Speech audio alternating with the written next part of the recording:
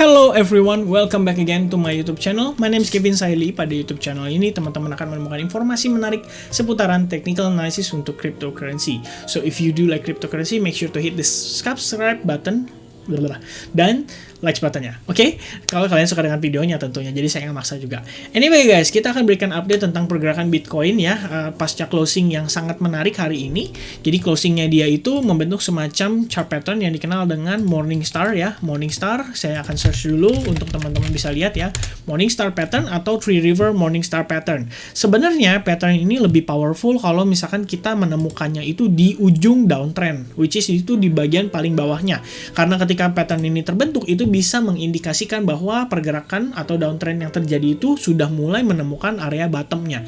Nah, sekarang posisinya kita itu menemukan si chart pattern ini di posisi ketika lagi uptrend, which is ya sebenarnya menurut saya nggak terlalu powerful. Tapi setidaknya guys, kita bisa ambil logiknya bahwa ada potensi Bitcoin itu nge-create bottom level di kisaran area ini ya. Kita bisa lihat dari dua indikasi secara sekaligus. Yang pertama adalah bullish engulfing yang terjadi pada tanggal 26 Agustus dan 27 Agustus.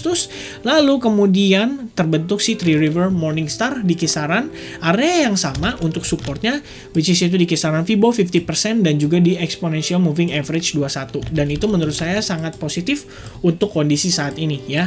Yang perlu kita lihat saat ini adalah gini guys. Kalau misalkan teman-teman ingat ya, beberapa saat lalu itu kita sudah sempat ini ya, menggambarkan bahwa ini market saat ini Bitcoin itu membentuk yang namanya ascending broadening wedge pattern. Dan kalau misalkan ascending broadening wedge pattern, maka next scenario yang kita ekspektasi adalah dia break kisaran resistance di sini ya, which is ini menurut saya adalah strong resistance. Kalian bisa lihat juga dari posisi pergerakan sebelumnya ya, ini sempat menjadi resistance dan support beberapa kali. Dan kalau misalkan kita successfully break si resistance, maka kita perlu ngelihat dia sideways di kisaran area ini before akhirnya dia take off ya. Take off-nya ke area berapa itu yang sedang kita cari tahu melalui time frame 4 jam. Dan saat ini akan saya review juga ke teman-teman analisisnya di time frame 4 jam. But before saya masuk ke sana, saya akan sekali lagi merimain teman-teman tentang skenario si ascending broadening wedge pattern. Kalian bisa lihat seperti ini tampilannya kurang lebih. Dan menurut saya sih sedikit banyak kita sudah memenuhi kriteria yang ada ya, yaitu A, B, C, D, E, F, which means itu masing-masing adalah 3 wave ya. Wave 1, wave 2, wave 3 untuk koreksinya, dan wave 1, wave 2, wave 3 untuk penguatannya. Nah, sekarang istilahnya kita itu dipaksa atau di-force untuk menentukan atau memberikan decision ke arah mana si Bitcoin ini akan bergerak. Dan berdasarkan kondisi saat ini, kita sama-sama bisa lihat bahwa secara probabilitas agak lebih tinggi ke arah bullish tentunya untuk pergerakan Bitcoin. Alright? Now, kita akan masuk ke time frame 4 jamnya. Jadi cukup untuk time frame yang di daily. So far kalau misalkan kita lihat sekilas, yang penting kita harus sukses close di atas Fibo 61,8% guys, di kisaran area 51.087 dolar untuk si Bitcoin. Oke? Nah, lalu untuk time frame 4 jam, sebenarnya saya ada beberapa chart setup yang sudah saya share juga ke grup terutama ya. Nah, sebelumnya pun tadi pagi atau sekitaran 11 jam yang lalu itu saya sempat nge-share ya melalui YouTube post dan ada sekitar 79 orang komen beserta 164 yang likes. Berarti saya mungkin asumsikan ada sekitar segituan lah ya yang baca atau yang ngelihat postingan ini. Jadi saya sampaikan bahwa BTC itu sempat close balik di bawah descending broadening wedge pattern yang terjadi pada time frame 4 jam, which is itu yang ini guys ya. Kita sempat lihat ya, kemarin itu pergerakannya sudah cukup optimis kalau menurut saya ketika kita berada di kisaran area 49.100, tapi masalahnya closingnya itu akhirnya kembali lagi ke area dalamnya guys ya. Dia balik lagi close di bawah descending broadening wedge pattern, dan tentunya hal itu bisa menjadi indikasi yang tidak baik gitu. Makanya saya sampaikan di sini, mungkin saja bisa menjadi pertanda buruk bagi BTC karena pressure dari seller yang masih kuat di area tersebut. Tapi ada satu good news bagi BTC, yaitu kita tertahan di kisaran Exponential Moving Average 21, 34, dan juga 55 untuk time frame 4 jam. Dan apa yang perlu kita lihat setelahnya adalah melihat BTC sideways di atas Exponential Moving Average tersebut dan kemudian menunggu si bull cross terjadi terhadap si Exponential Moving Average supaya kita bisa melihat si Bitcoin akan berpotensi mendapatkan stamina untuk next pump-nya. Dan lagi pula karena even if kita terreject dari descending broadening wedge pattern di time frame 4 jam, secara daily closing masih oke dan tampak seperti Morningstar. Ini saya salah tulis guys, mungkin udah ngantuk karena 11 jam yang lalu ya, berarti sekitar jam 3 pagi tadi ya. Oke, nah sekarang saya akan melakukan analisis untuk time frame 4 jamnya. Jadi akan saya breakdown satu persatu supaya teman-teman bisa dapat detailnya. Pertama guys, kita itu sudah pernah break dari si descending broadening wedge pattern dari pergerakan sebelumnya. Cuman masalahnya yang ini nggak perform. Kita terreject terhadap area resistance yang saya bilang cukup penting ini. Yang manakala akhirnya jika kita follow through, ini ternyata berubah menjadi yang namanya si double bottom pattern ya. Double bottom pattern dengan neckline di kisaran area ini, which means kalau misalkan dia successfully breakout terhadap neckline-nya, maka ada potensi Bitcoin itu bisa menguat sepanjang double bottom pattern ini ya. Dan itu artinya kita ada potensi ngeliat Bitcoin bisa up sampai kisaran 51.587 dolar dari skenario-nya si double bottom. Oke.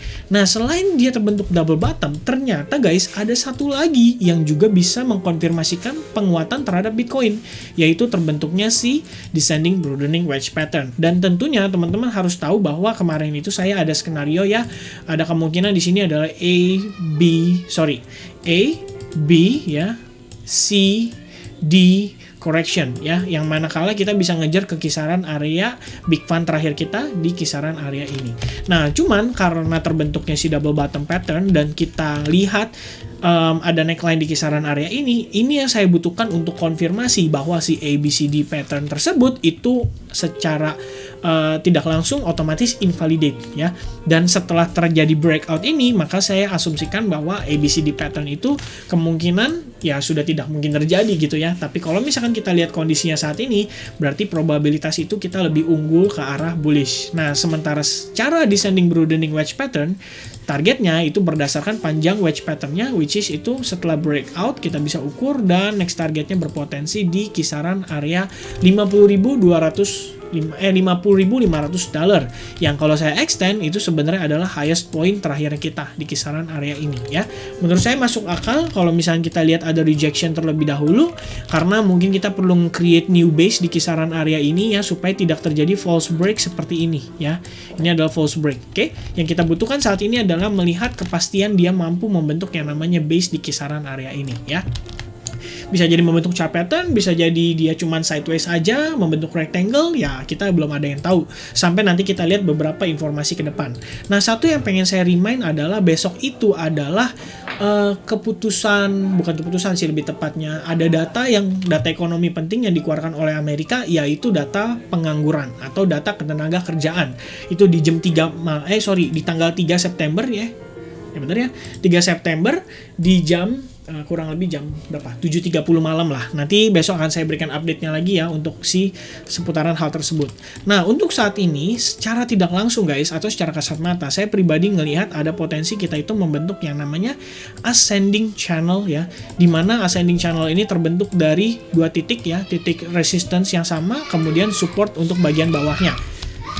Sehingga secara tidak langsung ini tampak seperti membentuk semacam ascending channel, di mana bagian supportnya itu kalau misalnya saya extend sedikit ya, ini sebenarnya juga merupakan area Fibonacci 50% dan juga 61,8% di area-area ini.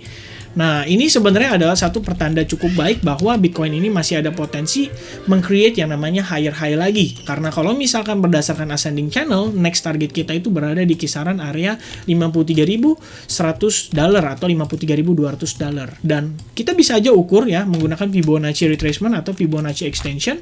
Ya, kita bisa tarik dari sini untuk mendapatkan potensi targetnya, which is itu di kisaran 53.300 dolar di area ini ya.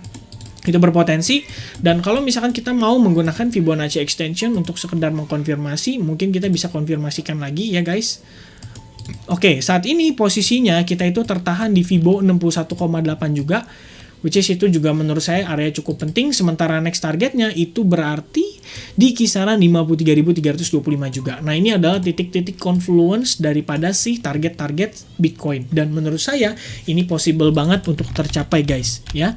Karena kita ngeliat penguatannya saat ini cukup signifikan. Nah, tinggal kita nunggu aja nih nanti kira-kira jelang jam 7 pada saat pergantian session ya, dari sesi London transition ke sesi New York, itu apakah akan langsung bereaksi terhadap market, yaitu si Bitcoin-nya ya. Apakah market akan langsung melakukan taking profit atau apa, itu yang kita belum tahu. So, kita ketemu lagi nanti malam di next update. Thank you very much and I'll see you guys again in the next update. Cheers.